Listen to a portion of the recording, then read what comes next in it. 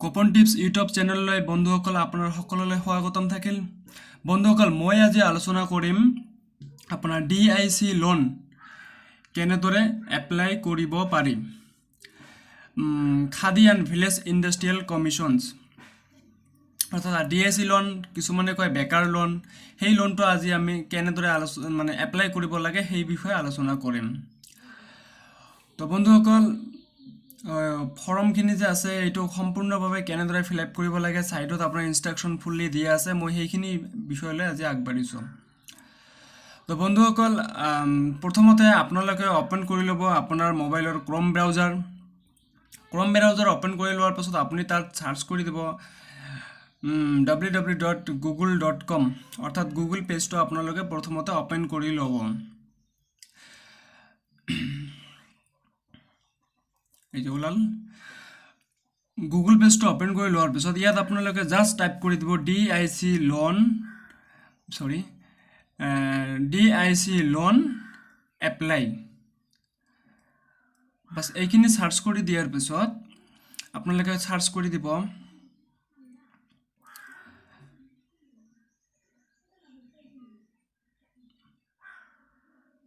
অলপ লোডিং লৈছে, চাওক অলপ।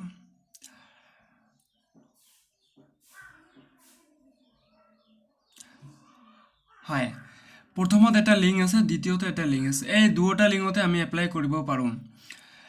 তো দ্বিতীয় লিংকটোতে এপ্লাই কৰিব পাৰোঁ, প্ৰথম লিংকটোতে এপ্লাই কৰিব পাৰোঁ। মই প্ৰথম লিংকটোত ক্লিক কৰিলোঁ, সম্পূৰ্ণৰূপে ওলাই পৰিলোঁ। এতিয়া আমাৰ প্ৰথমত বিচাৰিছে আধাৰ নং। সেইটো আমি আপোনাৰ নিজৰ যিটো আধাৰ নং হয় সেইটো আপোনালোকে সুন্দৰকৈ বহাই দিব।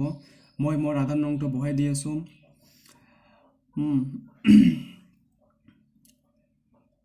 তাৰপিছত আপোনাৰ কি কৈছে, নেম অফ এপ্লিকেণ্ট, অৰ্থাৎ এপ্লিকেণ্ট যিজন আছে তাৰ নেম আছে। তাৰপিছত তাৰ টাইটেলটো চিলেক্ট কৰি দিব, ল'ৰা মানুহ হ'লে চিৰি দি দিব।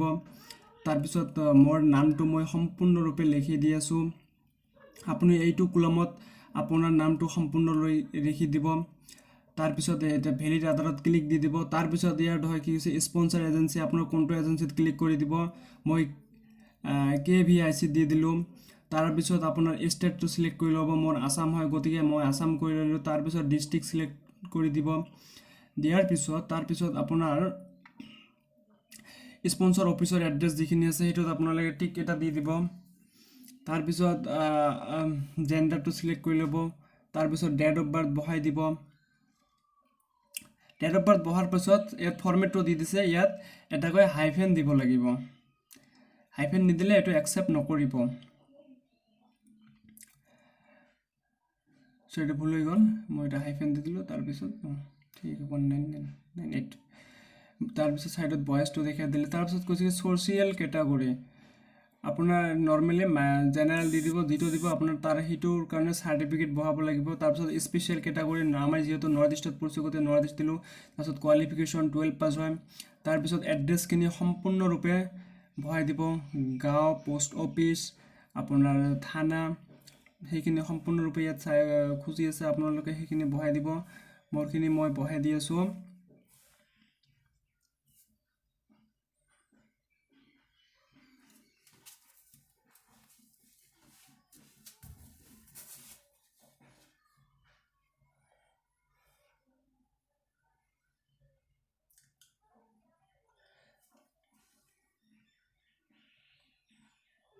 তাৰপিছত বন্ধুসকল মোবাইল নাম্বাৰ বিচাৰি আছে। মোবাইল নাম্বাৰ কিন্তু দুটা দিব লাগিব।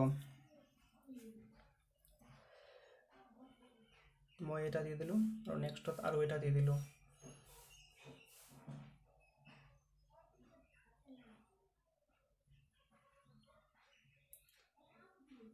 মোবাইল নং দিয়াৰ পিছত তাৰপিছত ইয়াত ইমেইল খুজি আছে, গতিকে ইমেইলটো দি দিব লাগিব।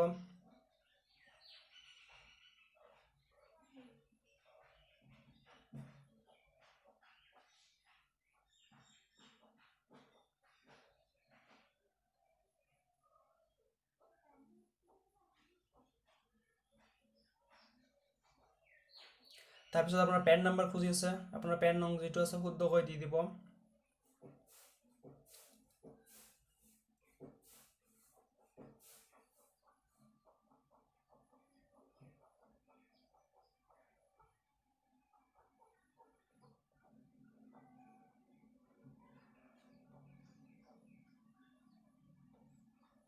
হয় এইখিনি দিয়াৰ পিছত লোকেশ্যনটো চাইছে আপোনাৰ location unit urban town area হ'লে আৰবান দিব, গাঁও এৰিয়া হ'লে ৰুৰাল দিব।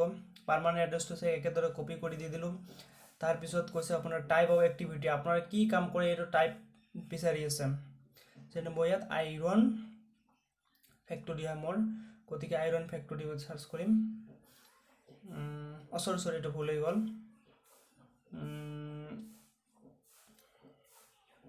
এইটো চেঞ্জ কৰি দি আছোঁ। সিলেক্ট NS আইৰণ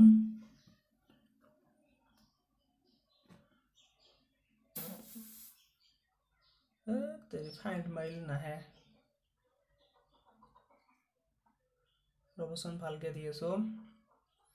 আচলতে ইয়াত ফাইণ্ড মাৰাতকৈ এটা এটাকৈ বিচাৰি উলিওৱাটোৱে ভাল।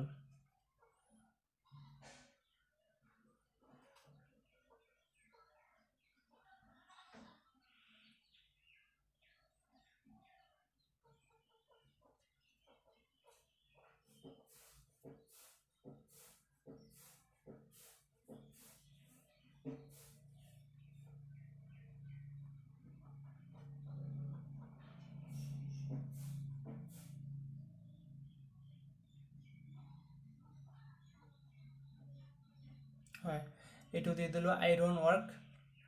তাৰপিছত প্ৰডাক্ট ডেছক্ৰিপশ্যনখিনি মই বহাই আছোঁ।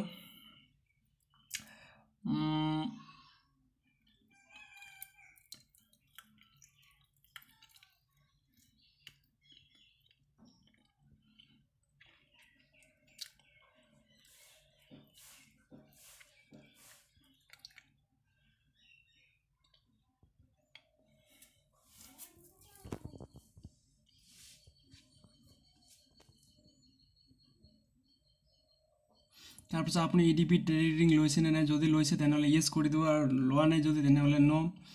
তাৰপিছত এইটো হৈছে আচল প্ৰজেক্ট কষ্ট, আপুনি যিটো কাম কৰে আপোনাৰ খৰচ কিমান, আপুনি এইটো কেপিটেল এক্সপেণ্ডিচাৰ যিটো আছে এইটোত আপোনালোকে অলপ কমকৈ দিব।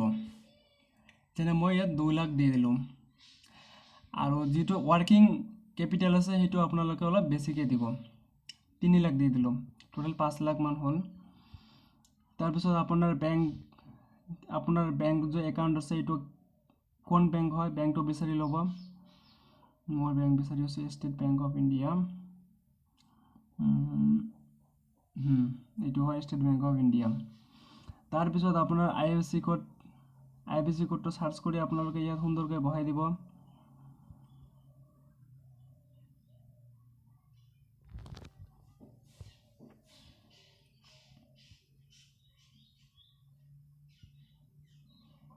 বহাই দিয়াৰ পিছত আপোনাৰ যিটো হয় এইটো চিলেক্ট কৰি ল'ব, মোৰটো মই চিলেক্ট কৰি আছোঁ।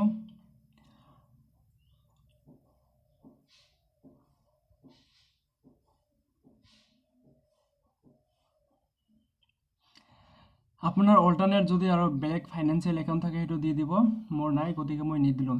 এতিয়া বন্ধুসকল ইয়াত জাষ্ট ডাটাখিনি ছেভ মাৰি দিলে হৈ গ'ল, এপ্লিকেশ্যনটো ছেভ। তাৰপিছত ইয়াত অ'কে মাৰি দিব, হৈ গ'ল।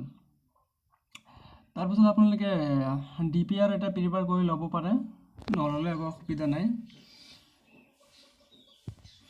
তাৰপিছত বন্ধুসকল এইটো ছাবমিট দিয়াৰ পিছত ইয়াত এটা কি আহিলে আপোনাৰ এপ্লিকেশ্যন ID আহিলে আৰু পাছৱৰ্ড আহিলে। এইটো মই হাইড কৰি দিছোঁ কাৰণ এইটো আপোনাক দেখুৱাব নোৱাৰোঁ। আপোনাৰ ঠিক এনেদৰে এটা এপ্লিকেশ্যন ID আহিব আৰু পাছৱৰ্ড আহিব, এইটো আপোনালোকে কাকো শ্বেয়াৰ নকৰিব। ইয়াত নোট দি দিছে, প্লিজ নোট দি application ID for future reference, your application will not be considered valid unit is it finally submitted to the concerned office। আপোনালোকে এইটো নোট কৰি ল'ব, ফাইনেল আপোনালোকে যেতিয়া অফিচত ছাবমিট কৰিব তেতিয়া এইটো হয়তো লাগিব। তাৰপিছত প্ৰচেছত ক্লিক কৰি দি দিব, দিয়াৰ পিছত আপোনাৰ আকৌ হোম পেজটো খুলি গ'ল।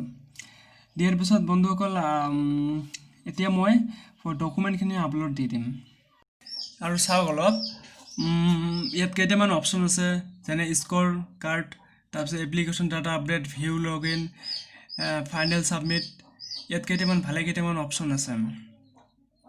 আমি ভিউ ডিটেইল মাৰিলে আপুনি যিবিলাক ডিটেইলছ ইতিমধ্যে টাইপ কৰিলে সেই ডিটেইলছখিনি আমি ইয়াত চাব পাৰিম যে কিবা ভুল লিখিলোঁ নেকি, গতিকে আপুনি এবাৰ চাই লওক। চাই লোৱাৰ পিছত যদি কিবা ভুল ভ্ৰান্তি নাথাকে তেনেহ'লে আপোনালোকে এটা প্ৰিপেয়াৰ DPR কৰি ল'ব। তাৰপিছত আপোনালোকে ডকুমেণ্টখিনি আপলোড দি দিব। মই ক্লিক কৰি দিলোঁ আপলোড ডকুমেণ্ট দিয়াৰ পিছত ইয়াত অপশ্যন আহিলে আপলোড 5টা ডকুমেণ্টছ আছে, passport size photo, project summary, আধাৰ কাৰ্ড আৰু population certificate, highest qualification certificate. গতিকে মই ফাৰ্ষ্ট আপোনাৰ পাছপৰ্ট ফটোটো দি দিলোঁ। মোৰ ফাইলৰ পৰা মই চিলেক্ট কৰি লৈ আছোঁ। আৰু ফটোত এটা কথা কৈছে যে আপোনালোকে যিটো ফটো আপলোড দিব এইটো যাতে মেক্সিমাম 1 MB হয়, অৰ্থাৎ 1 MBতকৈ বেছি নহয়। যদি ডাঙৰ থাকে বন্ধুসকল আপোনালোকে এইটো সৰু কৰি লৈ ল'ব, নহ'লে কিন্তু এইটো আপলোড নল'ব। মই মোৰ ফটোখিনি আপলোড চিলেক্ট কৰি দি দিলোঁ।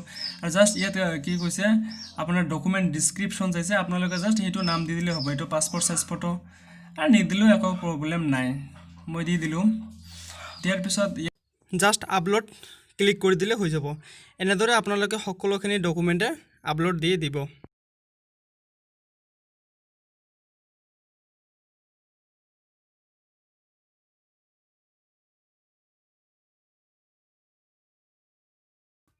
বন্ধুসকল আপলোড দিয়াৰ পিছত আপোনালোকে এতিয়া এটা কাম কৰি দিব, স্ক'ৰ কাৰ্ড নম্বৰটো বনাই ল'ব। আপোনাৰ যিটো অপশ্যনত মেচিং হয়, আপুনি যিটো কোৱালিফাই হয়, কিছুমান ফিল আপ কৰি দিয়ে থাকে, যেনে প্ৰথম এজটো ফিল আপ কৰি দি আছে। এনেদৰে আপোনালোকে বাকীখন ডিপেণ্ডাৰ্ছ অৰ্থাৎ আপোনাৰ তলত কিমানজন কাম কৰি আছে, মোৰ দেন 3 নে 3তকৈ কম, এনেদৰে আপোনালোকে সম্পূৰ্ণলৈকে ডিটেইলছখিনি আপোনালোকে দিয়াৰ পিছত আপোনালোকে স্ক'ৰ কাৰ্ড আহি যাব, অৰ্থাৎ এইটো এটা নাম্বাৰ পাই যাব আপোনালোকে।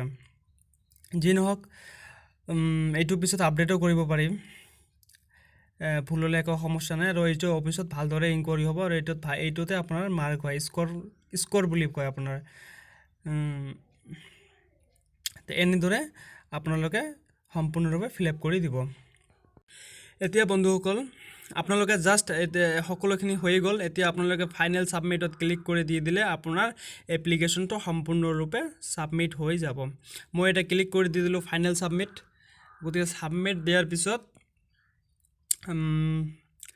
এইটো ছাবমিট হৈ গ'ল। এতিয়া আপোনালোকে score card form, home form এইটো ছাবমিট হোৱাৰ পিছত বন্ধুসকল কিন্তু আৰু একো এডিট নহয়। এতিয়া আপোনাৰ এপ্লিকেশ্যন ফৰ্মখন আহি যাব। এনেদৰে আপোনালোকে এইটো প্ৰিণ্ট কৰি হাৰ্ড কপি ওলাই ল'ব পাৰিব, নাইবা এনেদৰে নল'লে একো অসুবিধা নাই। তো বন্ধুসকল এইখিনিয়ে আজিৰ মোৰ ভিডিঅ'। তো বন্ধুসকল ভিডিঅ'টো যদি মোৰ ভাল লাগি থাকে নিশ্চয় এটা লাইক দি দিব। এইখিনি আশা ৰাখি মই ভিডিঅ'টো সমাপ্ত কৰিলোঁ। আৰু বন্ধুসকল ভিডিঅ'টোত এটা লাইক দি দিব, আৰু অনুগ্ৰহ কৰি মোৰ চেনেলটো ছাবস্ক্ৰাইব কৰি ল'ব।